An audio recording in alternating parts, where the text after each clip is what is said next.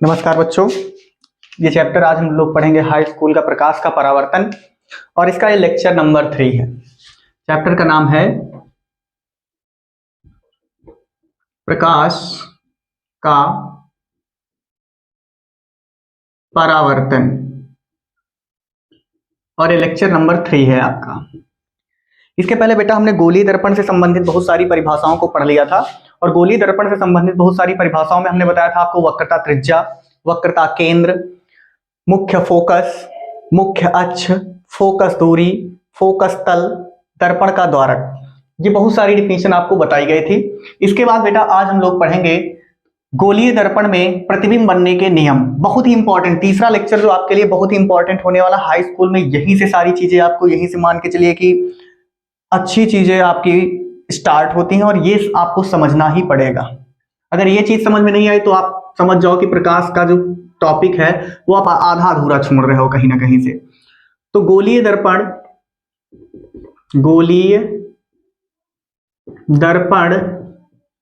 में प्रतिबिंब बनने के नियम। बेटा अगर गोलीय दर्पण में हम प्रतिबिंब बनने के नियम की बात करते हैं तो गोलीय दर्पण कितने होते हैं? एक तो हो गया आपका अवतल, दूसरा हो गया उत्तल। तो इधर हम पढ़ेंगे अवतल के लिए प्रतिबिंब बनने के नियम, अवतल दर्पण के लिए प्रतिबिंब बनने के नियम, और इधर पढ़ेंगे हम उत्तल दर्पण के लिए प्रतिबिंब बनने के नियम। तो अवतल दर्पण हमको पता है कि अवतल दर्पण वे दर्पण होते हैं जिनके उभरे हुए भाग पर पॉलिश की जाती है। तो ये हमारा कौन सा दर्पण बन गया? अवतल दर्पण। अवतल दर्पण के किस भाग पर हमने पॉलिश कर दी? उभरे हुए भाग पर पॉलिश कर दी। इस दर्पण का जो मध्य बिंदु होगा वो हमारा क्या कहलाएगा? ध्रुव। ध्रुव को अगर हम वक्रता केंद्र से मिला दें तो मिलाने वाली रेखा ये आपकी क्या कहलाएगी? मुख्य अक्ष। ये पूरी रेखा आपकी क्या कहलाएगी? ये वाली लाइन मुख्य अक्ष। अगर मान लो मुख्य अक्ष के समांतर कोई प्रकाश की किरण जा रही है तो मुख्य अक्ष के समांतर चलने वाली जो प्रकाश की किरण होती है वो दर्पण से परावर्तन के पश्चात मुख्य फोकस से होकर आगे निकल जाती है। ये होता है प्रतिबिंब बनने का पहला नियम। प्रतिबिंब बनने का बेटा जो पहला नियम होता है गोलीय दर्पण के किस पार्ट में? अवतल दर्पण वाले पार्ट में। अवतल दर्पण में प्रतिबिंब बनने का पहला नियम क्या होता है कि अगर कोई भी प्रकाश की किरण मुख्य अक्ष के समांतर जाएगी, ये दोनों क्या है? एक दूसरे के समांतर है। तो मुख्य अक्ष के समांतर चलने वाली प्रकाश की किरण अवतल दर्पण से परावर्तन के पश्चात मुख्य फोकस से होकर आगे निकल जाती है। कहां से होकर जाएगी बेटा? मुख्य फोकस से होकर आगे निकल जाती है। इसका दूसरा रूल क्या है? अगर मान लो हमने बना दिया फिर से अवतल दर्पण, क्या बना दिया बेटा? अवतल दर्पण है ये। अगर अवतल दर्पण हमने बनाया तो फिर से इसका जो मध्य बिंदु होगा वो क्या कहलाएगा आपका? ध्रुव। ध्रुव से वक्रता केंद्र को मिलाने वाली रेखा मुख्य अक्ष कहलाती है। ये हो गया आपका मुख्य अक्ष। ये मुख्य वक्रता केंद्र और ध्रुव के एकदम ठीक बीचों बीच में होता है फोकस। अगर कोई प्रकाश की किरण कहां से? ये वक्रता केंद्र है, वक्रता केंद्र से होकर जाए। कहां से होकर जाए? वक्रता केंद्र से होकर जाए। यानी वक्रता केंद्र से होकर जाने वाली प्रकाश की किरण अवतल दर्पण से परावर्तन के पश्चात उसी मार्ग में वापस लौट जाती है। तो ये हो गया आपका तीसरा रूल। इसका ये होता है कि अगर मान लो ये हमारे पास अवतल दर्पण है, ये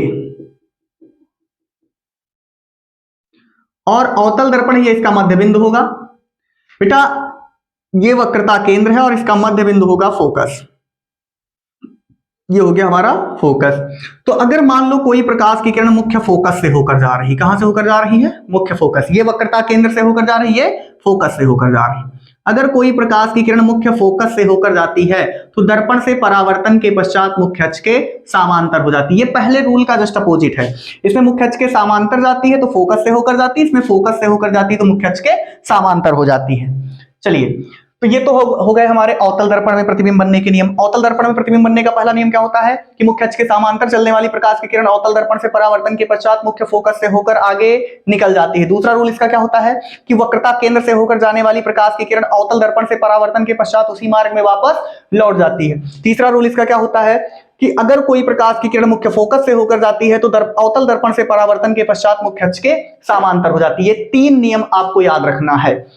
यही 3 नियम अगर अप्लाई करें हम उत्तल दर्पण में तो उत्तल दर्पण में क्या होता है, अब देखो बेटा पहला रूल हमारा ये हो गया। अब इसके किस भाग पर पॉलिश होती है, दबे हुए भाग पर पॉलिश होती है, और परावर्तन जो होता है वो उभरे हुए भाग से होता है। तो यहां पर हम क्या कर लेंगे, ये हमारा हो गया ध्रुव। बेटा प्रकाश की किरणें हमेशा बाईं ओर से डाली जाएंगी, तो मुख्य अक्ष के समांतर प्रकाश की किरण इधर से डाली जा रही है। अब ये इधर की ओर झुका हुआ, तो इसका वक्रता केंद्र इधर होगा, फोकस भी इधर ही होगा। तो अब यहां पर देखो, मुख्य अक्ष के समांतर चलने वाली प्रकाश की किरण उत्तल दर्पण से परावर्तन के पश्चात, अब देखो इसमें क्या हुआ था, मुख्य अक्ष के समांतर चलने वाली जो प्रकाश की किरण थी दर्पण से परावर्तन के पश्चात फोकस से गई थी। अब इसमें इधर पॉलिश हो गई, तो फोकस से तो जा नहीं सकती, ठीक है। तो हम लोग क्या करते हैं कि इसमें ये कह देते हैं कि भैया मुख्य अक्ष के समांतर चलने वाली प्रकाश की किरण, वास्तव में तो परावर्तन इसका यहीं से हो जाता है। अब यहां से परावर्तन होता है, लेकिन वो लगता है कि कहां से होकर जा रही है, मुख्य फोकस से दूर जाती हुई प्रतीत होती है, जाती नहीं है। प्रतीत होना मतलब कि ये केवल यहां से लग रहा कि यहां से जा रही है, लेकिन वास्तव में उसका परावर्तन इस बिंदु से ही हो जाता है, यहां से उसका परावर्तन नहीं होता। ये केवल हमको यहां से जाती हुई डॉटेड लाइन है, इसलिए जाती हुई केवल हम क्या कर रहे हैं, प्रतीत कर रहे हैं कि यहां से हो सकता है कि आभासी किरण है, ये जाती हुई प्रतीत होती है, वास्तव में उसका परावर्तन इस बिंदु से ही हो जाता है। तो उत्तल दर्पण के लिए क्या होता है, उत्तल दर्पण में प्रतिबिंब बनने का नियम क्या होता है, उसका इसका सेम है, बस केवल उसमें क्या है कि मुख्य फोकस से होकर जाती है और इसमें मुख्य फोकस से दूर जाती हुई प्रतीत होती है। यानी दूसरा रूल इसका क्या हो जाएगा, इसका दूसरा रूल ये होता है कि भैया ये हमारा बन गया क्या, उत्तल दर्पण। उत्तल दर्पण में ये हमारा बन गया क्या, ध्रुव। ये बनेगा हमारा वक्रता केंद्र, ये बनेगा हमारा फोकस। अगर मान लो कोई भी प्रकाश की किरण ये ऐसे आ रही है, ये आ रही है ऐसे, इसका परावर्तन तो यहीं से होगा, लेकिन लग किधर रहा, कहां तक ये जाती हुई दिखाई दे रही है, ये हमको लग रहा कि वक्रता केंद्र की ओर आती हुई प्रतीत हो रही, यानी वक्रता केंद्र की ओर आती हुई प्रतीत होने वाली ये वक्रता केंद्र, अगर आप यहां पे बैठे हो तो तुमको लगेगा ना कि ये तीर हमको चीरते हुए जाएगी, तो वक्रता केंद्र की ओर आती हुई प्रतीत होने वाली प्रकाश की किरण उत्तल दर्पण से परावर्तन के पश्चात उसी मार्ग में वापस लौट जाती है, यानी जैसे आ रही वैसे ही वापस लौट जाएगी। अगर मान लो ये प्रकाश की किरण, तीसरा रूल है, अगर मान लो प्रकाश की किरण, ये फोकस बन गया, सॉरी उत्तल दर्पण बन गया, उत्तल दर्पण का ये बन गया ध्रुव, ध्रुव के बाद ये बन गया वक्रता केंद्र, ये बन गया हमारा फोकस। अब देखो इसमें पहले वक्रता केंद्र से होकर गई थी, बाद में फोकस से, तो इसमें वक्रता केंद्र से होकर जा चुकी है, अब किधर की ओर आती हुई दिखाई देगी हमको, फोकस की ओर। तो मुख्य फोकस की ओर आती हुई प्रतीत होने वाली प्रकाश की किरण, मुख्य फोकस की ओर आती हुई प्रतीत होने वाली प्रकाश की किरण दर्पण से, किस दर्पण से, उत्तल दर्पण से परावर्तन के पश्चात मुख्य अक्ष के समांतर हो जाती है। ये हो गया। तो यानी प्रतिबिंब बनने के नियम हमने सीख लिए। गोली दर्पण कितने, 2, और गोली दर्पण में प्रतिबिंब बनने का नियम हमको सीखना था, तो हमने अवतल में भी सीख लिया, उत्तल में भी सीख लिया। एक बार इसको हम रिवाइज कर लेते हैं। रिवाइज करने में क्या करेंगे, गोली दर्पण में प्रतिबिंब का बनना सबसे पहले हम पढ़ेंगे अवतल दर्पण में। अवतल दर्पण में प्रतिबिंब बनने के बेटा कितने नियम होते हैं, 3 नियम होते हैं, वही 3 हम अवतल में पढ़ेंगे, उसके बाद उत्तल में पढ़ेंगे। तो अवतल दर्पण में प्रतिबिंब बनने का नियम क्या होता है, पहला नियम होता है कि मुख्य अक्ष के समांतर चलने वाली प्रकाश की किरण अवतल दर्पण से परावर्तन के पश्चात मुख्य फोकस से होकर आगे निकल जाती है।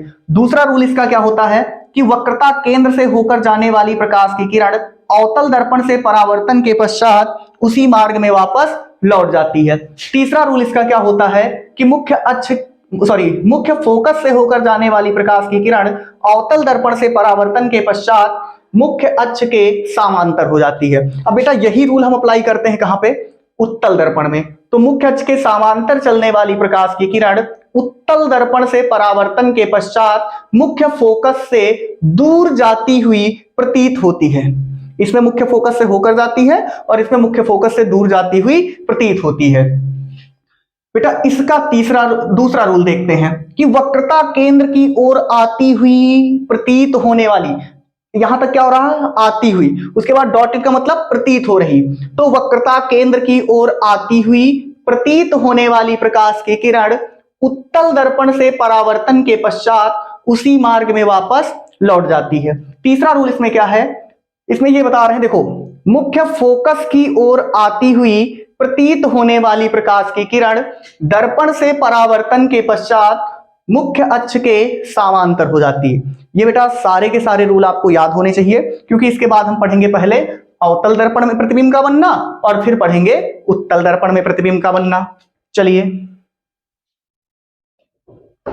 ये जो अवतल दर्पण में प्रतिबिंब का बनना या उत्तल दर्पण में प्रतिबिंब का बनना है बेटा, ये आपका आता है 2 नंबर का या फिर 4 नंबर का पूछा जाता है। एक आएगा तो 2 नंबर का, और अगर 2 आएंगे तो 4 नंबर के पूछे जाते हैं बोर्ड एग्जाम में। तो इसको हम बहुत अच्छे से एक एक करके हम लोग पढ़ेंगे। तो सबसे पहले हम पढ़ेंगे अवतल दर्पण में प्रतिबिंब का बनना।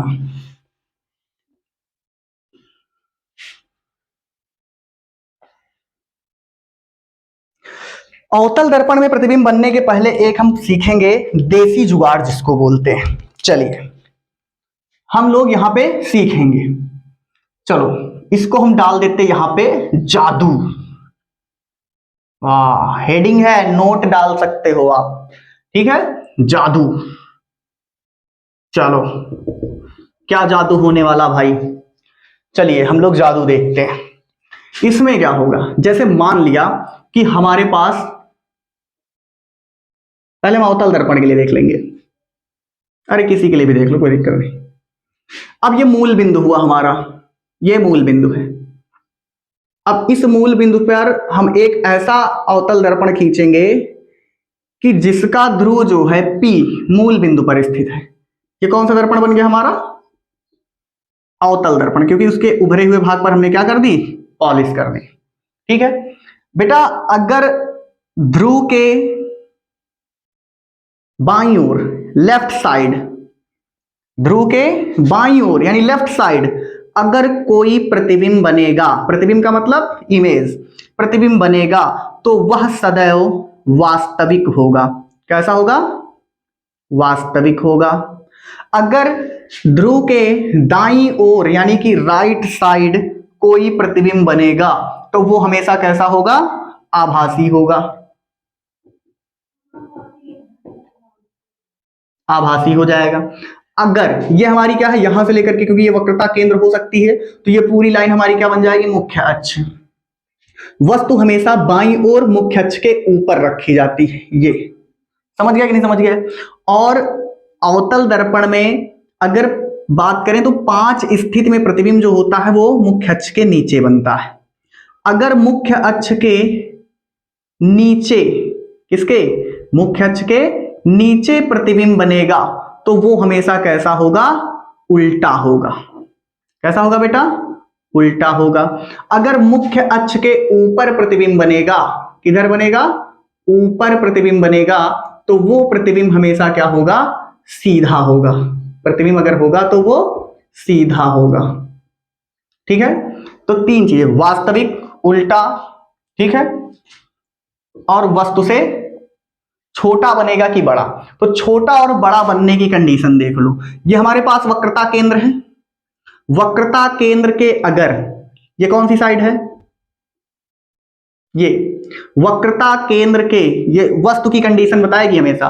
वक्रता केंद्र के बाईं ओर, लेफ्ट साइड, अगर कोई वस्तु है, वस्तु का मतलब ऑब्जेक्ट, वक्रता केंद्र के बाईं ओर अगर कोई वस्तु है तो उसका जो प्रतिबिंब बनता है वो सदैव छोटा बनता है। कैसा बनता है? छोटा बनता है। अगर वक्रता केंद्र के दाईं ओर यानी राइट साइड कोई वस्तु है तो उसका जो प्रतिबिंब बनेगा बेटा वो हमेशा कैसा बनेगा? बड़ा बनेगा। और अगर कोई वस्तु वक्रता केंद्र पर ही स्थित है तो उसका जो प्रतिबिंब बनेगा वो बराबर आकार का बनता है। यहां से एक क्वेश्चन आपके दिमाग में आना चाहिए कि क्वेश्चन आता है ऑब्जेक्टिव में कि किस स्थिति में वस्तु को कहां पे रखा जाए कि उसका प्रतिबिंब बराबर आकार का बने। तो वस्तु को अगर वक्रता केंद्र पर रखा जाएगा तो वस्तु के बराबर आकार का प्रतिबिंब बनेगा। बेटा ये चीजें आपको याद होनी चाहिए, यानी कि कौन कौन सी चीजें? ध्रुव के अगर बाईं ओर प्रतिबिंब बनेगा तो वास्तविक, ध्रुव के अगर दाईं ओर प्रतिबिंब बनेगा तो आभासी, मुख्य अक्ष के नीचे अगर प्रतिबिंब बनता है तो वो उल्टा होगा, मुख्य अक्ष के ऊपर अगर प्रतिबिंब बनता है तो वो सीधा होगा। वक्रता केंद्र के अगर बाईं ओर वस्तु रखी है तो उसका प्रतिबिंब छोटा बनेगा, वक्रता केंद्र के अगर दाईं ओर वस्तु रखी है तो उसका प्रतिबिंब बड़ा बनेगा, वक्रता केंद्र पर अगर वस्तु रखी है तो उसका प्रतिबिंब बराबर आकार का बनेगा। तो ये हो गया बेटा हमारा, ये बहुत इंपॉर्टेंट है। अभी ये जो आपका लिखवाया गया है, बताया गया है, इसको जैसे हम पहला फिगर ड्रॉ करेंगे आपको समझ में आ जाएगा कि ये है क्या। तो इसका आप स्क्रीनशॉट एक बार ले लीजिए।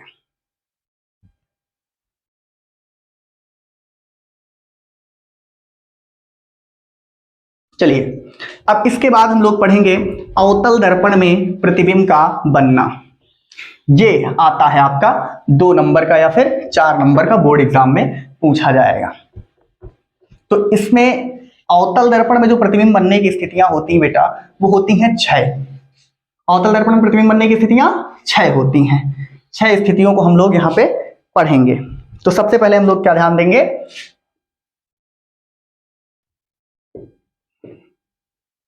अवतल दर्पण में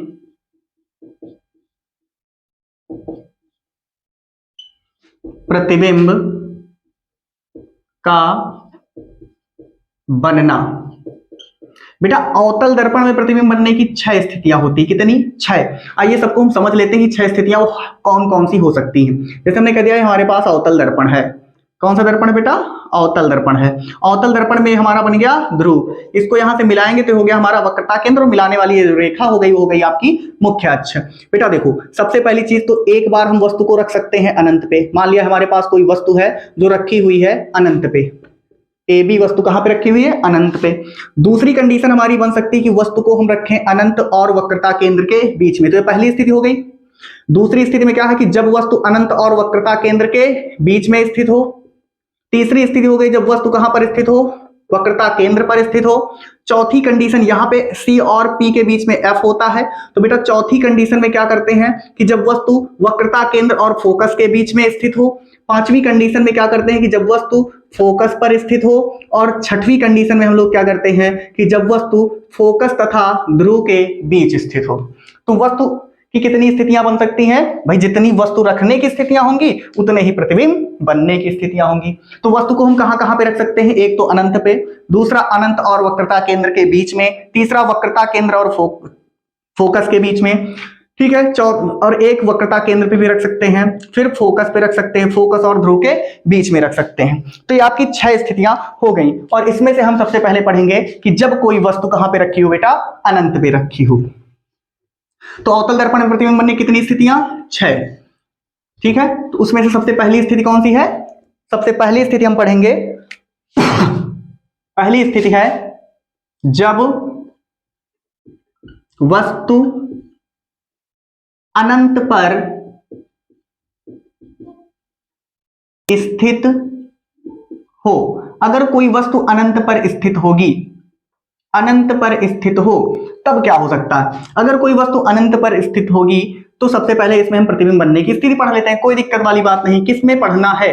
अवतल दर्पण में प्रतिबिंब बनना पढ़ना है। वो पहली कंडीशन क्या है? जब वस्तु अनंत पर हो। तो सबसे पहले क्या करना है? अवतल दर्पण ले लेना है। ये हमने क्या किया कि एक अवतल दर्पण बना लिया, ये अवतल दर्पण आपका तैयार। मध्य बिंदु क्या कहलाएगा बेटा? ध्रुव। ध्रुव को अगर हम वक्रता केंद्र से मिलाएंगे तो मिलाने वाली रेखा क्या कहलाएगी? मुख्य अक्ष। तो हमारा हो गया वक्रता केंद्र। वक्रता केंद्र और ध्रुव के एकदम बीचों बीच में क्या होता है? फोकस, जिसको हम लिख सकते हैं F से। ये हो गया हमारा F। बेटा देखो इस बार वस्तु कहां पे है? अनंत पे। तो हमने मान लिया कि ये अनंत है और अनंत पर कोई वस्तु AB रखी हुई है, AB रखी हुई है। एक चीज सब लोग जान लो कि अगर कोई वस्तु अनंत पर स्थित होती है तो उससे चलने वाली प्रकाश की किरणें जो होती हैं वो एक दूसरे के समांतर होती हैं। तो मान लिया कि जब अनंत से प्रकाश की किरणें चली तो अनंत से चलने वाली प्रकाश की किरणें क्या होती बेटा? बहुत सारी प्रकाश की किरणें आएंगी वहां से, ये, और सभी एक दूसरे के समांतर होंगी ये। लेकिन नियम हम किसके किसके लिए जानते हैं? एक तो वक्रता केंद्र के लिए जानते हैं, एक फोकस के लिए जानते हैं, क्योंकि प्रतिबिंब बनने के 3 ही रूल हम पढ़ रखे हैं। एक तो जब प्रकाश की किरण मुख्य अक्ष के समांतर आएगी, तो समांतर इसमें आ नहीं रही प्रकाश की किरण भाई, एक दूसरे के समांतर आ रही लेकिन मुख्य अक्ष के समांतर नहीं आ रही है। तो अगर मान लो प्रकाश की किरणें ऊपर से एक दूसरे के समांतर आ रही, तो बहुत सारी आ रही होंगी, उसमें से केवल हमको दो प्रकाश की किरणों को लेना है, जो एक फोकस से होकर जाएगी और दूसरी वक्रता केंद्र से। आएंगी तो बहुत सारी, सब एक दूसरे के समांतर आएंगे, लेकिन इन दोनों को हमको लेना है, क्योंकि बाकी के लिए हम प्रतिबिंब बनने का नियम नहीं जानते हैं, दो के लिए जानते हैं, तो हमको दो को ही आपस में ले लेना है, बाकी सबसे कोई मतलब नहीं। तो अनंत से चलने वाली प्रकाश की किरणें ये एक दूसरे के समांतर होती, उसमें से जो प्रकाश की किरण मुख्य फोकस से होकर जाती है। अब आपको याद होना चाहिए जो अभी मैंने प्रतिबिंब बनने के नियम बताए हैं अवतल दर्पण में, तो अवतल दर्पण में प्रतिबिंब बनने का ये तीसरा नियम होता है कि जब कोई प्रकाश की किरण मुख्य फोकस से होकर जाती है। ये दूसरा नियम होता है जब कोई वस्तु वक्रता केंद्र से होकर जाती है। तो हमने पढ़ रखा है कि अगर कोई वस्तु मुख्य फोकस से होकर जाती है, फोकस से होकर जाती है, तो दर्पण से परावर्तन के पश्चात मुख्य अक्ष के समांतर हो जाती, मुख्य अक्ष के समांतर हो जाती। तो ये इसको हम ऐसे ले आएंगे, मुख्य अक्ष के समांतर आ जाएगी। तथा वस्तु से ही चलने वाली प्रकाश की किरण जो वक्रता केंद्र से होकर जाती है, वो दर्पण से परावर्तन के पश्चात, वक्रता केंद्र से होकर जाती है, वो दर्पण से परावर्तन के पश्चात उसी मार्ग में वापस लौट जाती है। तो परावर्तन के पश्चात देखो, यहां से परावर्तन के पश्चात ये प्रकाश की किरण इधर जा रही, यहां से परावर्तन के पश्चात ये प्रकाश की किरण यहां जा रही। तो परावर्तन के पश्चात ये प्रकाश की किरणें जिस बिंदु पर एक दूसरे को काटती हैं, बेटा जिस बिंदु पर ये एक दूसरे को काटेंगी, तो वहीं पर वस्तु का प्रतिबिंब ये हमारा बन जाएगा। ये हमारा क्या हो गया बेटा, वस्तु का प्रतिबिंब। ये जहां पे काटेंगी उस बिंदु को हम क्या करेंगे, मुख्य अक्ष से मिला देंगे। उस बिंदु को हम क्या करेंगे, मुख्य अक्ष से मिला देंगे। तो ये जो आपकी लाइन बनी है रेड वाली, या फिर इसको हम थोड़ा सा ब्लू कर दे रहे हैं बेटा, ये वाली जो लाइन है आपकी, ये आपकी क्या कहलाएगी, प्रतिबिंब। समझ गए? यानी कि जिस बिंदु पर वो प्रकाश की किरणें परावर्तन के पश्चात एक दूसरे को काटती हैं, उस बिंदु से हम क्या करते हैं, मुख्य अक्ष को मिला देते हैं। तो ये जो मिलाने के बाद ये जो लाइन मिलती है, यही आपका क्या बनता है, प्रतिबिंब। और इसको हम लिख सकते हैं, जैसे वस्तु हमारी ए बी है, तो प्रतिबिंब हमारा बनता है ए डैश बी डैश, ये हमारा प्रतिबिंब बन जाएगा। अब बेटा हम देखते हैं, सबसे पहले देखो इसमें तीन चीजें पूछी जाएंगी आपसे कि अगर कोई वस्तु अनंत पर स्थित है तो उसका प्रतिबिंब कैसा बनता है। कैसा का मतलब क्या हुआ, वास्तविक है कि आभासी है, छोटा है कि बड़ा है, उल्टा है कि सीधा है, ये तीन चीजें बतानी है। तो देखो सबसे पहले ये ध्रुव है, ध्रुव के अगर इधर प्रतिबिंब बनता है बाईं ओर, ध्रुव के अगर बाईं ओर प्रतिबिंब बनता है, तो बेटा मैंने बता रखा है कैसा होगा, वो वास्तविक होगा। कैसा होगा, वास्तविक होगा। किसके बाईं ओर हो, तो ध्रुव के अगर बाईं ओर प्रतिबिंब, देखो बाईं ओर बन रहा है कि नहीं बन रहा, ये प्रतिबिंब है, ये ध्रुव है, तो ध्रुव के बाईं ओर ये प्रतिबिंब बना कि नहीं बना, तो कैसा होगा, ये वास्तविक। अब देखो मुख्य अक्ष ये है, मुख्य अक्ष के नीचे प्रतिबिंब है कि ऊपर, तो नीचे प्रतिबिंब है तो कैसा होगा, उल्टा। कैसा होगा, उल्टा। तो देखो ध्रुव के बाईं ओर है प्रतिबिंब इसलिए वास्तविक, मुख्य अक्ष के नीचे है इसलिए उल्टा। अब बात यह आती है कि प्रतिबिंब छोटा बनेगा कि बड़ा, तो हमको देखना पड़ेगा वक्रता केंद्र को। वक्रता केंद्र के अगर बाईं ओर वस्तु है, ये वस्तु मिल गई, वक्रता केंद्र के अगर बाईं ओर वस्तु है तो उसका प्रतिबिंब छोटा बनता है। लेकिन अगर कोई वस्तु अनंत पर स्थित होती है तो उसका प्रतिबिंब बहुत छोटा बनता है। तो वस्तु हमारी कहाँ है, अनंत पर है, तो इसका मतलब ये प्रतिबिंब कैसा बनेगा, बहुत छोटा बनेगा। कैसा बनेगा, बहुत छोटा बनेगा। और ये प्रतिबिंब हमेशा बनता कहाँ है, फोकस पर। कहां पर बनता है, फोकस पर। ठीक है, तो यहां पर आपको ध्यान देना है कि अगर कोई वस्तु आपसे पूछा जाए कि अवतल दर्पण में प्रतिबिंब का बनना समझाइए, कोई वस्तु अनंत पर स्थित हो, तो अनंत पर, अब अगर इसको पूरा डिटेल फिगर तो आपको बनाना पड़ेगा। अब इसको अगर पूरा डिटेल में लिखना है तो लिखने में क्या करेंगे कि अवतल दर्पण बना लेंगे और उसके बाद लिखना स्टार्ट करेंगे कि यदि कोई वस्तु अनंत पर स्थित है तो अनंत से चलने वाली प्रकाश की किरणें एक दूसरे के समांतर होती हैं। ठीक है, एक दूसरे के समांतर होती हैं, तथा ये प्रकाश की किरणें, जो प्रकाश की किरणें फोकस से होकर जाती है, दर्पण से परावर्तन के पश्चात मुख्य अक्ष के समांतर हो जाती है, तथा वक्रता केंद्र से होकर जाने वाली प्रकाश की किरण अपने मार्ग में वापस लौट जाती है। ठीक है, जहां पर ये प्रकाश की किरणें एक दूसरे को काटती है वहीं पर वस्तु का प्रतिबिंब ए डैश बी डैश प्राप्त होता है। यह प्रतिबिंब वास्तविक, उल्टा तथा वस्तु से छोटा, बहुत छोटा बनता है और फोकस पर प्राप्त होता है। अगर मान लो आप इतना बड़ा नहीं लिख पा रहे हो तो आप इतना भी लिख सकते हो कि जब कोई वस्तु अनंत पर स्थित होती है तो उसका प्रतिबिंब फिगर बनाने के बाद, तो उसका प्रतिबिंब वास्तविक, उल्टा तथा वस्तु से बहुत छोटा बनता है और यह हमेशा फोकस पर प्राप्त होता है। चलिए इसके बाद दूसरा प्रतिबिंब हम लोग पढ़ लेते हैं। दूसरा में वस्तु को कहां रखेंगे, दूसरी कंडीशन में वस्तु रखी जाएगी अनंत और वक्रता केंद्र के बीच में। चलिए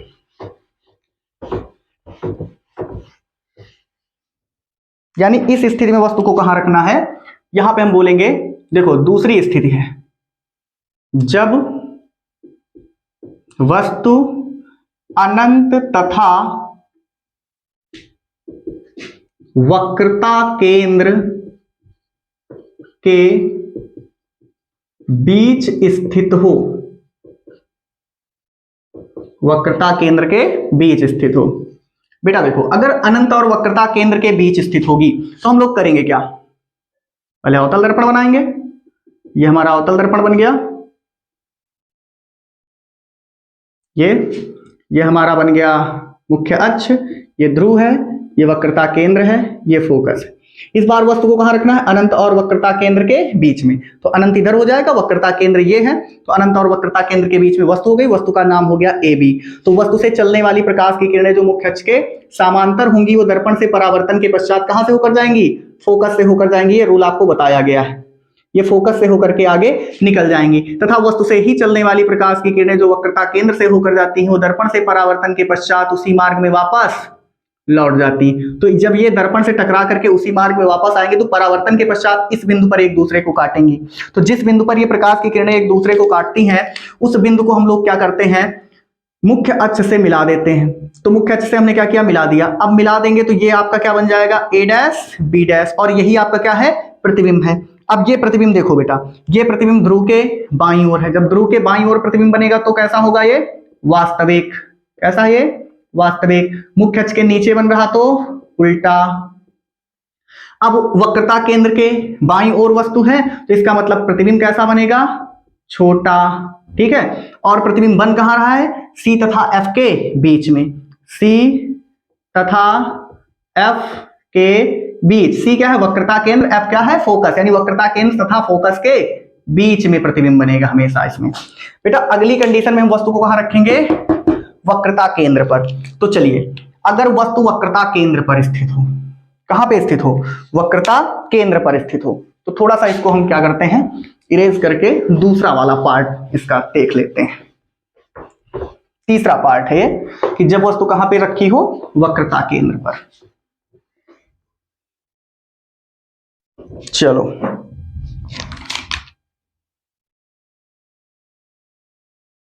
जब वस्तु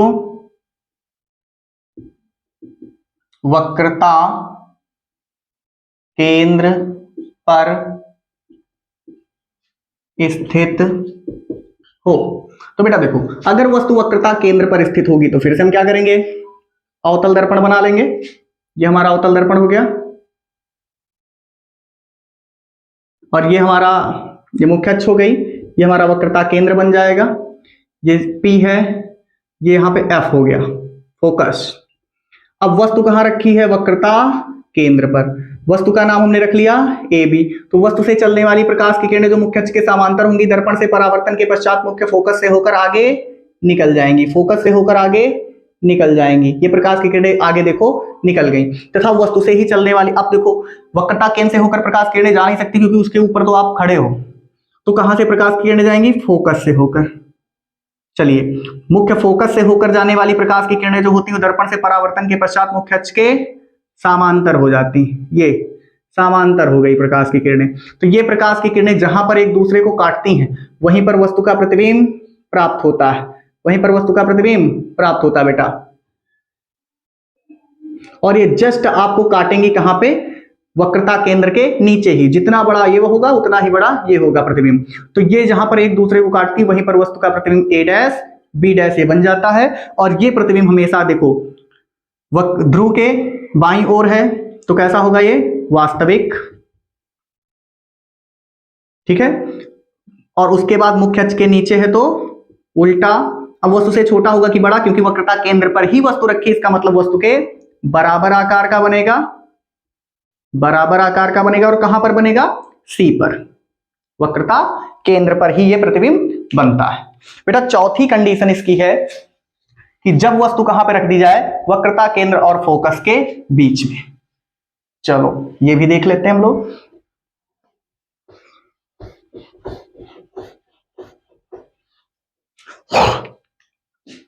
चलो, यानी कि जब वस्तु वक्रता केंद्र तथा फोकस के बीच हो। चलो अब फिर से हम क्या करेंगे, अवतल दर्पण बना लेंगे।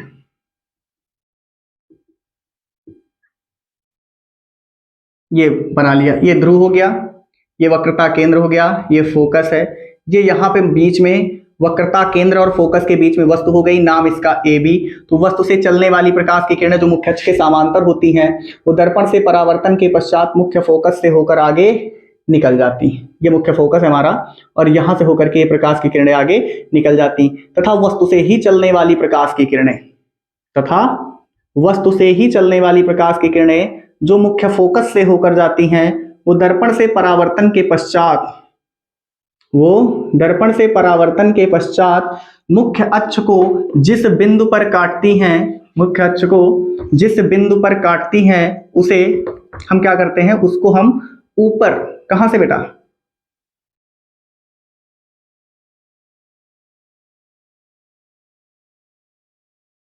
जहां पर ये एक दूसरे को काटती हैं उसको हम क्या करते हैं, मुख्य अक्ष से मिला देते हैं। तो जब इसको मुख्य अक्ष से मिलाते हैं तो मिलाने वाली रेखा आपकी क्या कहलाएगी, प्रतिबिंब बन जाएगी ये। तो प्रतिबिंब बन जाती है जब ये, तो ये देखो ध्रुव के किधर बन रही, बाईं ओर, ध्रुव के बाईं ओर। तो जब ध्रुव के बाईं ओर कोई प्रतिबिंब बनता है तो कैसा होता है, वो हमेशा बेटा वास्तविक होता है। कैसा होता है, वास्तविक। और मुख्य अक्ष के नीचे बन रहा तो उल्टा हो जाएगा, ये कैसा हो जाएगा, उल्टा।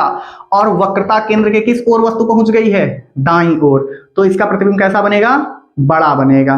कैसा बनेगा, बड़ा बनेगा। ठीक है, और कहां पे बन रहा है प्रतिबिंब, वक्रता केंद्र और अनंत के बीच में। वक्रता केंद्र तथा अनंत के बीच। देखो धीरे धीरे करके प्रतिबिंब इधर की ओर जा रहा, पहले फोकस पर, फिर फोकस और वक्रता केंद्र के बीच में, फिर वक्रता केंद्र पर, अब वक्रता केंद्र और अनंत के बीच में। तो अगला वाला कहां बनेगा, अनंत पे।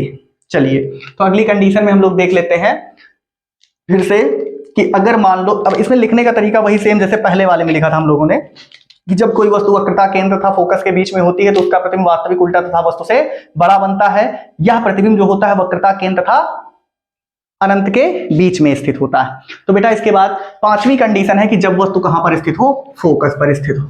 चलिए इसको भी हम लोग देखते हैं आराम से।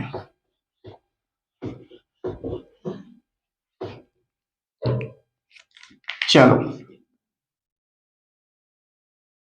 जब वस्तु फोकस पर स्थित हो, चलो भाई, अगर वस्तु फोकस पर स्थित होगी, कहां पर, फोकस पर, तो उसका प्रतिबिंब कैसा बनेगा। तो हम लोग क्या करेंगे, सबसे पहले अवतल दर्पण बनाएंगे। ये हमारा हो गया बेटा अवतल दर्पण, और अवतल दर्पण के बाद ये हमारा हो गया ध्रुव, ये हमारा बन गया वक्रता केंद्र, और ये बीचों बीच में हो गया फोकस। तो वस्तु कहां पर स्थित, इस बार फोकस पर स्थित है, तो हमने क्या किया, फोकस बना लिया। ठीक है, ये हमारा हो गया क्या, फोकस। अब वस्तु का क्या नाम है, ए बी। तो वस्तु से चलने वाली प्रकाश की किरणें जो मुख्य अक्ष के समांतर होती हैं वो दर्पण से परावर्तन के पश्चात मुख्य फोकस से होकर आगे निकल जाती है। ये मुख्य फोकस से होकर के आगे निकल गई बेटा। तथा वस्तु से ही चलने वाली प्रकाश की किरणें, अब देखो आगे से तो कोई प्रकाश की किरण जा नहीं सकती, अतः वस्तु से ही चलने वाली प्रकाश की किरणें जिन्हें पीछे की ओर बढ़ाने पर, ये पीछे की ओर बढ़ा रहे हैं हम, जब इनको हम पीछे की ओर बढ़ाते हैं तो ये कहां से होकर जाती हैं, वक्रता केंद्र से होकर जाती हैं। तो ये वक्रता केंद्र से होकर जाती हैं, तो ये दर्पण से परावर्तन के पश्चात, इसको थोड़ा सा और बढ़ा लेना आगे, तो ये दर्पण से परावर्तन के पश्चात ये उसी मार्ग में वापस लौट जाती हैं। अब देखो ये प्रकाश की किरणें एक दूसरे के समांतर, तो समांतर देखो अनंत से चलने वाली प्रकाश की किरणें एक दूसरे के समांतर चलती हैं, तो अगर समांतर प्रकाश की किरणें जा रही तो कहां पर एक दूसरे को काटेंगी, अनंत पर। ये अनंत पर एक दूसरे को काटेंगी, तो कहां पर जाकर के वस्तु का प्रतिबिंब बनेगा, अनंत पर। तो इसका मतलब ये हो गया कि ये देखो प्रतिबिंब ये यहां पे बन रहा है, ए डैश बी डैश। तो अगर ये प्रतिबिंब यहां पे बन रहा तो इधर ही तो बन रहा ध्रुव के, अगर इधर बन रहा तो कैसा होगा, ये वास्तविक। और फिर मुख्य अक्ष के नीचे रहेगा तो उल्टा, और वस्तु से बहुत बड़ा प्रतिबिंब बनता है, बहुत बड़ा प्रतिबिंब बनता है और कहां पर बनता है, अनंत पर बनता है। और इसकी छठवीं कंडीशन बेटा ये होती है लास्ट की, ये बहुत इंपॉर्टेंट है कि अगर कोई वस्तु मुख्य फोकस पर स्थित होती है तो वस्तु से चलने वाली प्रकाश की किरणें जो मुख्य अक्ष के समांतर होती हैं वो अवतल दर्पण से परावर्तन के पश्चात मुख्य फोकस से होकर आगे निकल जाती हैं, तथा वस्तु से ही चलने वाली प्रकाश की किरणें जिनको पीछे की ओर बढ़ाने पर ये वक्रता केंद्र से होकर जाती हैं वो दर्पण से अवतल दर्पण से परावर्तन के पश्चात उसी मार्ग में वापस लौट आती हैं। ये प्रकाश की किरणें समांतर ये प्रकाश की किरणें परावर्तन के पश्चात एक दूसरे के समांतर होती हैं और अनंत पर प्रतिबिंब बनाती हैं। यह प्रतिबिंब वास्तविक उल्टा तथा वस्तु से बहुत बड़ा होता है और अनंत पर प्राप्त होता है। चलिए लास्ट की कंडीशन इसमें है कि जब वस्तु फोकस तथा ध्रुव के बीच में स्थित हो, जब वस्तु फोकस तथा ध्रुव के बीच स्थित हो, जब वस्तु फोकस तथा ध्रुव के बीच स्थित हो। अगर वस्तु फोकस तथा ध्रुव के बीच में होगी तो क्या बन सकता है इसमें,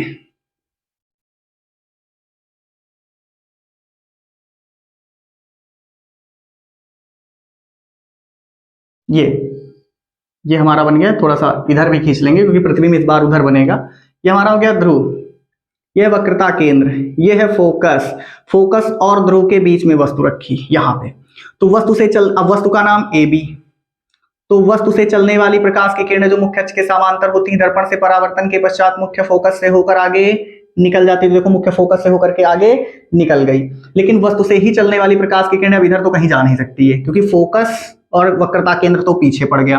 फोकस से एक बार प्रकाश की किरणें जा चुकी हैं, तो वस्तु से ही चलने वाली प्रकाश की किरणें जिन्हें पीछे की ओर बढ़ाने पर, कहां, पीछे की ओर बढ़ाने पर वक्रता केंद्र से होकर जाती हैं। कहां से होकर जाती हैं, वक्रता केंद्र से होकर जाती हैं। वे दर्पण से परावर्तन के पश्चात उसी मार्ग में वापस लौट आती है। इन प्रकाश किरणों के बीच की दूरी दर्पण के सामने की ओर धीरे धीरे बढ़ती जाती है, अतः इन प्रकाश किरणों को हम लोग क्या करते हैं, दर्पण के पीछे की ओर बढ़ा लेते हैं और जहां पर ये प्रकाश की किरणें एक दूसरे को काटती हैं वहीं पर वस्तु का प्रतिबिंब ए डैश बी डैश प्राप्त होता है। अब देखो ध्रुव के इधर प्रतिबिंब बन रहा, तो ये प्रतिबिंब कैसा होगा बेटा, आभासी। कैसा होगा, आभासी। और मुख्य अक्ष के ऊपर बन रहा है इसलिए कैसा होगा, ये सीधा। और वस्तु कहां है, वक्रता केंद्र के दाईं ओर। तो जब वस्तु वक्रता केंद्र के दाईं ओर होती है तो उसका प्रतिबिंब वस्तु से बड़ा बनता है। ठीक है, तो ये हो गई अवतल दर्पण में प्रतिबिंब बनने की 6 स्थितियां। अब बेटा इसके बाद हम लोग पढ़ेंगे उत्तल दर्पण में प्रतिबिंब बनने की स्थितियां। चलिए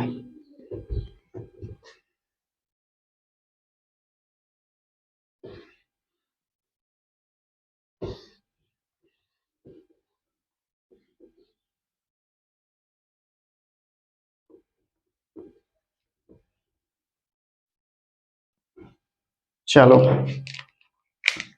अब इसमें हम पढ़ेंगे उत्तल दर्पण में प्रतिबिंब बनने की स्थितियां। उत्तल दर्पण में बेटा प्रतिबिंब बनने की स्थितियां जो होती हैं, प्रत्येक स्थिति में उत्तल दर्पण की प्रत्येक स्थिति में जो प्रतिबिंब बनता है वो आभासी बनता है, ठीक है, सीधा बनता है और वस्तु से छोटा बनता है। अवतल दर्पण की लास्ट कंडीशन में जो प्रतिबिंब बना था आभासी बना था, सीधा बना था, लेकिन वो वस्तु से बड़ा बना था। और इसमें क्या होता है, प्रतिबिंब आभासी बनेगा, सीधा बनेगा, लेकिन वस्तु से छोटा बनेगा, बस प्रत्येक स्थिति में। समझ गया कि नहीं समझ गया। और लगभग सारी स्थितियों में जो प्रतिबिंब बनता है वो फोकस और ध्रुव के बीच में बनता है, लेकिन अगर कोई वस्तु अनंत पर स्थित होती है तो जो उसका प्रतिबिंब बनता है वो फोकस पर बनता है। बस इसमें इतना थोड़ा सा अंतर है। चलिए देख लेते हैं कि अगर मान लो, पहली कंडीशन इसकी हम जान लेते हैं। पहली कंडीशन में होगा क्या कि वस्तु अनंत को छोड़ करके कहीं पर भी स्थित हो। अनंत को छोड़ करके, रुक जाइए, उत्तल दर्पण की बात हो रही, तो अनंत को छोड़कर वस्तु कहीं पर भी स्थित हो। ये हमारा ध्रुव है, ये वक्रता केंद्र है, ये हमारा फोकस है। अब वस्तु अनंत को छोड़कर, क्योंकि इधर तो कुछ है नहीं कि फोकस पर रखी है कि वक्रता केंद्र पर रखी, कहां रखी, इधर तो कुछ है नहीं, तो यानी कि अनंत को छोड़कर, ये जैसे मान लिया अनंत है तो अनंत को छोड़कर इधर कहीं पे भी वस्तु रखी हो तो वस्तु का नाम हम रख लेंगे ए बी। तो वस्तु से चलने वाली जो प्रकाश की किरणें होती हैं वो दर्पण से अब उत्तल दर्पण से परावर्तन के पश्चात मुख्य फोकस से दूर जाती हुई प्रतीत होती है। मुख्य फोकस से दूर जाती हुई प्रतीत होती है। हमारा क्या है, मुख्य फोकस है, जिससे ये प्रकाश की किरणें हमको दूर जाती हुई दिखाई देती हैं। ठीक है, उसके बाद क्या होता था, वस्तु से ही चलने वाली प्रकाश की किरणें जो वक्रता केंद्र की ओर आती हुई प्रतीत होती हैं, ये वक्रता केंद्र की ओर आती हुई प्रतीत होती हैं, ये वक्रता केंद्र की ओर आती हुई प्रतीत होती हैं। वो दर्पण से परावर्तन के पश्चात उसी मार्ग में वापस लौट आती हैं। तो वास्तव में तो ये प्रकाश की किरणें परावर्तन के पश्चात कहीं नहीं मिलती हैं, लेकिन अगर देखा जाए तो दर्पण के पीछे आभासी रूप से यहाँ पे मिलती हैं। तो आभासी रूप से यहाँ पे मिलती है, तो जहां पर मिलेंगी वहीं पर तो वस्तु का प्रतिबिंब बनेगा। तो जिस बिंदु पर एक दूसरे को काटती वहीं पर हमने प्रतिबिंब बना दिया। अब ये प्रतिबिंब हमारा हो गया ए डैश बी डैश। अब ये प्रतिबिंब देखो ध्रुव और फोकस के बीच में है, लेकिन मुख्य अक्ष के ऊपर बन रहा, ध्रुव के इस ओर है। जब ध्रुव के इस ओर प्रतिबिंब बनेगा तो कैसा होगा बेटा, आभासी होगा। मुख्य अक्ष के ऊपर इसलिए सीधा होगा। ठीक है, और इसमें हर कंडीशन में वस्तु बड़ी होगी और उसका प्रतिबिंब छोटा बनेगा, वस्तु का प्रतिबिंब छोटा बनता है। लेकिन अगर यही वस्तु अनंत पर रख दी जाए, कहां पर रख दी जाए बेटा, अनंत पर रख दी जाए, तो अगर अनंत पर रख दी जाएगी तब क्या होता है, थोड़ा सा अंतर हो जाता है बस। ये हमारा हो गया उत्तल दर्पण। अगर मान लो वस्तु कहां पे रखी है, अनंत पर, तो अनंत से चलने वाली प्रकाश की किरणें एक दूसरे के समांतर चलती हैं। ये समांतर चलती, ये मुख्य अक्ष है आपका, ये ध्रुव हो गया, ये वक्रता केंद्र है, ये फोकस हो गया। तो अनंत से चलने वाली प्रकाश की किरणें दर्पण से परावर्तन के पश्चात मुख्य फोकस से, ये मुख्य फोकस से दूर जाती हुई प्रतीत होती है। ये भी तो मुख्य फोकस से दूर जाती हुई प्रतीत होगी कि नहीं होगी, ये भी तो मुख्य फोकस से ही होकर आती हुई जो दूर जाती हुई प्रतीत होगी, ये भी तो मुख्य फोकस से ऐसे दूर जाती हुई प्रतीत होगी। तो देखो ये वाली प्रकाश की किरण और ये वाली प्रकाश की किरण दोनों आई और मुख्य फोकस से दूर जाती हुई प्रतीत हुई, यानी मिली कहां पे, मुख्य फोकस पर। उसके अलावा कहीं मिली है परावर्तन के पश्चात, नहीं मिली। तो यहां पे कहां पे मिली है, फोकस पर। तो ये प्रतिबिंब जो बना बिंदु के आकार का बहुत छोटा प्रतिबिंब बनता है। चलिए, अगर कोई उत्तल दर्पण में वस्तु अनंत पर स्थित होती है तो उसका प्रतिबिंब कहां पे बनेगा, इधर बन रहा है, तो कैसा बनेगा, आभासी। और लाइन पर ही है तो वो कैसा है, सीधा सीधा। और वस्तु से बहुत छोटा बनता है, बहुत छोटा प्रतिबिंब बनता है। कहां पर बनता है, फोकस पर। अगर वस्तु अनंत पर होगी तो उसका प्रतिबिंब फोकस पर बनेगा। उसके अलावा किसी भी कंडीशन में उत्तल दर्पण में प्रतिबिंब होगा, उसका प्रतिबिंब फोकस और ध्रुव के बीच में बनेगा, आभासी, सीधा और वस्तु से छोटा। कहां पे बनेगा, पी और